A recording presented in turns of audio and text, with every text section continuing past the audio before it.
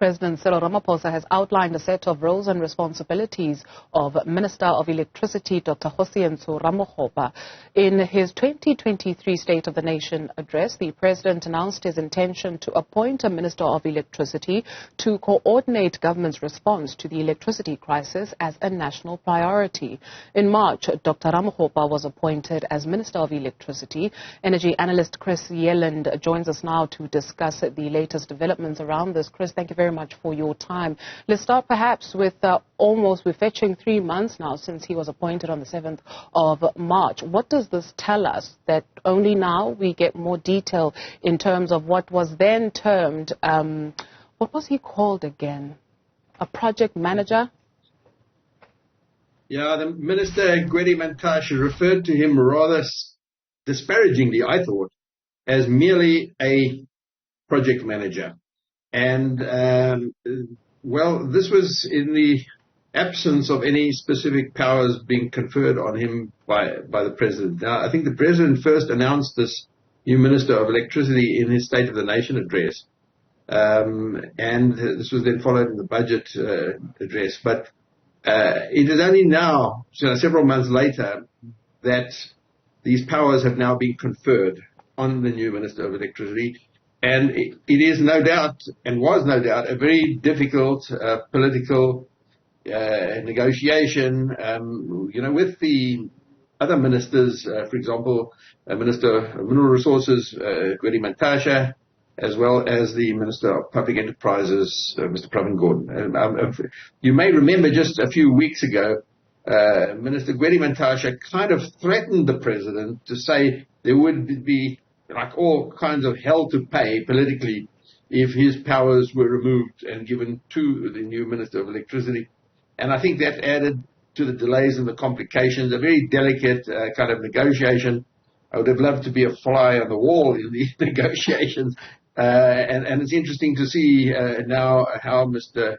Kgosientsho responds to this. It's very early days still, and this is still playing out. It's only just been announced. Sure. Let's take a look at some of those provisions. So it reads, and that is the announcement by the presidency on their website dated 26 May 2023. The president has also transferred to the Minister of Electricity relevant powers and functions set out in Section 34(2) of the Electricity Regulation Act. Section 34 of the Act deals with new generation capacity and provides as follows. 1. The minister may, in consultation with the regulator, A, determine new generation capacity is needed to ensure the continued uninterrupted supply of electricity. What does this mean? Yeah, well, this now means that, as I read it, that the new Minister of Electricity will take over the powers to determine what new generation capacity gets built in South Africa. Previously, this was in the hands of the Minister of Mineral Resources and Energy. It appears now that this is being transferred to the Minister of Electricity. There are very significant powers in the electrical sector because the Minister makes a determination. The determination then gets concurred to or agreed with by NERSA, and only then, legally can a procurement commence. So things like the new nuclear build, new renewable energy build, new gas-to-power build, all of these new builds will effectively, I think, become in the hands of Minister Ramokgopa now. Of course, the Minister of Mineral Resources and Energy has already made certain determinations, very significant ones, and so it's interesting to see how this plays out, because the law requires the minister to make a determination and to get concurrence by NERSA before a procurement can take place. But it doesn't necessarily mean that if this concurrence and determination has been given, that there will be such a procurement. So it's really interesting now to see the interplay of the powers of the Minister of Mineral Resources and Energy and the powers of the Minister of Electricity. I'd like for us to take a look at E of the provisions. It says, require that the new generation capacity must be established through a tendering procedure which is fair, equitable, transparent, competitive and cost-effective, and provide for private sector participation. What does that tell you, especially in light of now we're seeing before Scopa, Sydney Mafamadi, we saw a number of role players also including the SIU, the South African Police Services, the board of ESCOM, the Public Enterprises Minister, who all say, well, the report or the intelligence report by Andre de Ruyter revealed nothing new. We've always known that there are problems plaguing ESCOM, especially when it comes to malfeasance as well as sabotage. And so what does this provision tell you? I think there's nothing new in this provision. You read out, paragraph E, that the Section 34 requires that junior generation must be established through tendering procedure, fair, equitable, transparent, competitive, and cost-effective. That is actually in the South African Constitution as well, and that has been in the Act. Section 34 of the Act has always been, on the statute books and has been the responsibility of the Minister of Mineral Resources and Energy. It's now been changed to be the responsibility of the Minister of Electricity. So it's not that it's something new.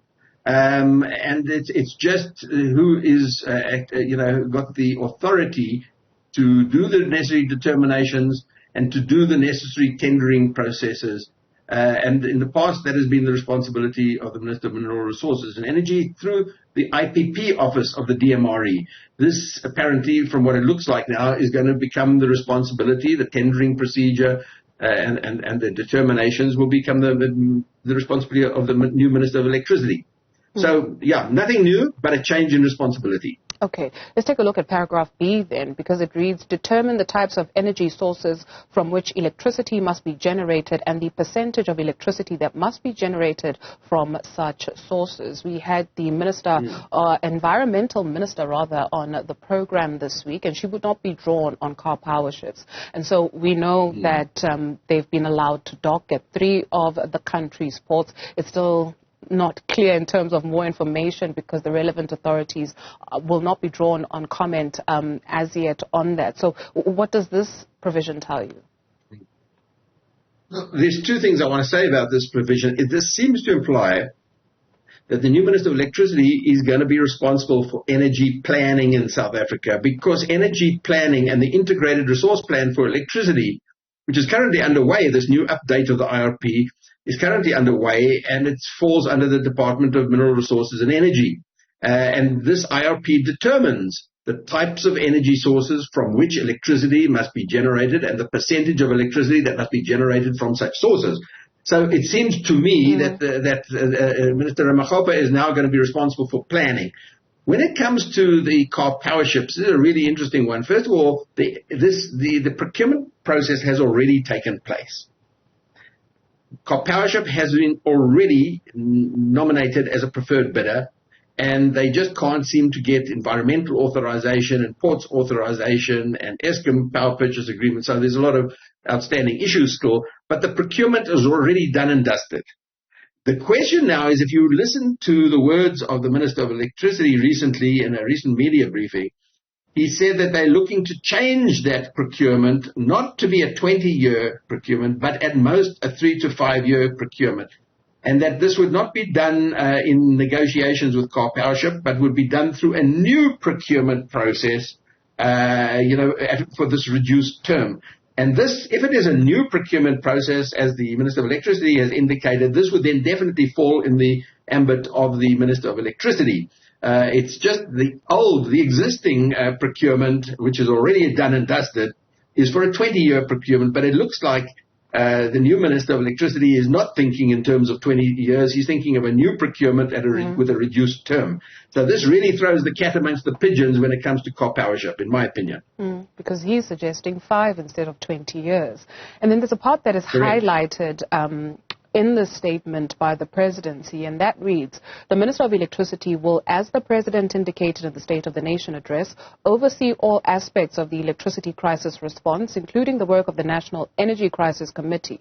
This will provide a single point of command for government's efforts to close the shortfall in electricity supply. All these bells and whistles around the electricity minister about the provisions, about the powers, mean nothing to South Africans if you're not able to switch on your lights, because doesn't matter what happens, you still get charged, right? And so what should this tell South Africans who are more interested in getting this sorted so people can get back to their lives, employment can pick up in however a touch it may be? Yeah, look, I think South Africans are beginning to realize that the existing people and framework under which electricity is being managed is not working. So what we've had, for the last decades and more has failed South Africa. And this is a new approach, a new person with new powers, taking over the powers from the people that have not succeeded in doing what they should do. Interesting also in this announcement is that it says the minister will work full-time with the Eskom board and management to end load shedding and ensure the energy action plan announced by the president is implemented without delay. So this is putting firmly an accountable responsibility on the new Minister of Electricity to engage with Eskom and do whatever is necessary to end load shedding fast and to implement the action plan of the president. So I see this as really a step forward, in creating accountability, very clear accountability for electricity and for the Eskom load shedding, and putting this in the hands of the new Minister of Electricity. To go. Here's an interesting part, because there's been a lot said about friction between the Minister of Electricity, the Energy Department as well. It says other powers and functions contained in the Electricity Regulation Act, including those related to the implementation of determinations made in terms of Section 34, will remain with the Minister of Mineral Resources and Energy. Yeah, there's still a lot of things that need to be clarified. It's really early days. It's just been announced, and I think the infighting is about to start, seriously. Sure. And we have yet to see how this finally plays out. So these broad sort of statements, very often the devil is in the detail, and that still has to be resolved and thrashed out. So there's going to be some very interesting interactions, behind the scenes, no doubt. In the cabinet, at NECOM, and in the ANC itself. As you said, it's still early days, but thank you very much for helping us make sense of it. Thank you very much to energy analyst Chris Yelland.